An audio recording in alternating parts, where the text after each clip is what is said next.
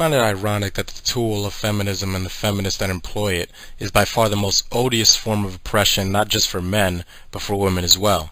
Now, don't get me wrong. Men suffer far more under the iron curtain of Marxist feminism, but for some odd reason, women seem to be more miserable than ever. And that's because the worst thing Western women could have done is to bog themselves down in the tar pits chasing the feminist fantasy that speaks to the very worst parts of the female psyche. Indeed, the entire reason that women have been such a privileged class throughout history is because only the good parts of her nature were displayed openly in society for everyone to see.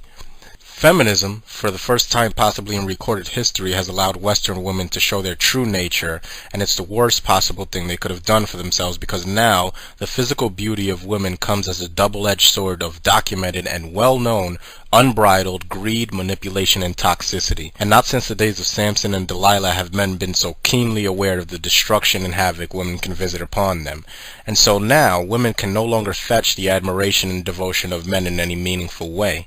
Men aren't amazed or awestruck when we look at women. Men are suspicious and cautious and frankly want as little to do with women as possible. And when men want as little to do with something as possible, we strip down our interaction with it to the necessities, which means that men generally only want to be around women for as long as it takes to fuck them. And feminism and the women who practice it are to blame, not men. Feminism made women absolutely unbearable to be around and impossible to form lasting bonds with, and so by default, men categorized you as nothing but the very sex objects feminists claim the patriarchy labeled you as.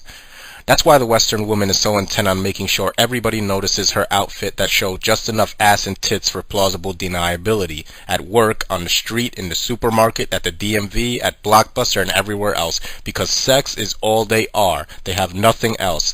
Ass and tits and painted up faces that make them look like clowns and heels that make them look taller than what they really are. That's all they have left. Now, some of the more perceptive Western women are starting to realize the size and scope of the trap they've been tricked into laying for themselves, but it really doesn't matter whether they see it or not, because for the first time, men are on the precipice of adopting a line of thought that sticks a collective middle finger in the faces of Western femdom as a whole and tells them that this time, you're digging yourselves out of your own mess. The manginas that haven't figured out how much the very women they grovel to despise them aren't going to save you. You may have government catching you with their safety nets, but in reality all they can really do for you is throw more money at the symptoms of your misery. The feminist governments in the West are so good at hiding the fact that they're such a huge part of the cause of the Western woman's sickness that she believes government to be the cure for it. The Western skank isn't going to be saved by the hordes of doctors scripting her more antidepressants than ever, and she isn't going to be saved by going to church and expecting men to believe that that makes them somehow cleansed of the stench of the long list of men in her past. God may forgive your degeneracy, but men still know what you are, what you've done, and more importantly, who you've done, so you'll have to excuse us if we really aren't in the mood to accommodate reformed whores that want to be housewives. But even more than that, men don't even want housewives anymore. Because after a half-century of feminism, the only real result I can see is that women have lost their luster and retain only a fraction of the appeal they held in the days of fabricated oppression and patriarchy. And the worst part for them is that the fraction of appeal they've managed to hold on to, i.e. their pussies, depreciates in value with age and with use by other men. It's truly a sad state of affairs for Western women, but I can't say I really feel sorry for them, and that's because there's a new species of man emerging from the primordial ooze of the gender war, the post-feminism man, a type of man that terrorizes feminists because he refuses to serve, he refuses to bow, and he does what he wants to do. The post-feminism man isn't worried about pleasing women because he sees any women that isn't pleased with him as insignificant. He has a hair-trigger mechanism ingrained into every fiber of his being that simultaneously and reflexively identifies and detaches him from any female he's involved with that gives him even one iota of feminist bullshit. He doesn't uphold, maintain, or pursue relationships.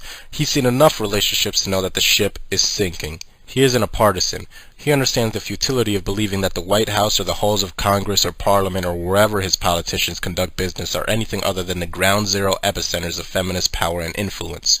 The post-feminism man is a nice guy, thug, a bad boy, or an educated man, or whatever. He isn't concerned with providing for or banging child support obsessed baby mamas, and he recognizes these two groups of men as nothing more than two warring factions of men grandstanding and vying for access to used up pussy. He's not a race, he's not a sperm donor, he's not an ATM machine, or anything else. The only thing that the post-feminism man irrefutably is and will be is what he's always been, just a man, ready and willing and fully equipped to withstand and confront Marxist feminism on all of its fronts.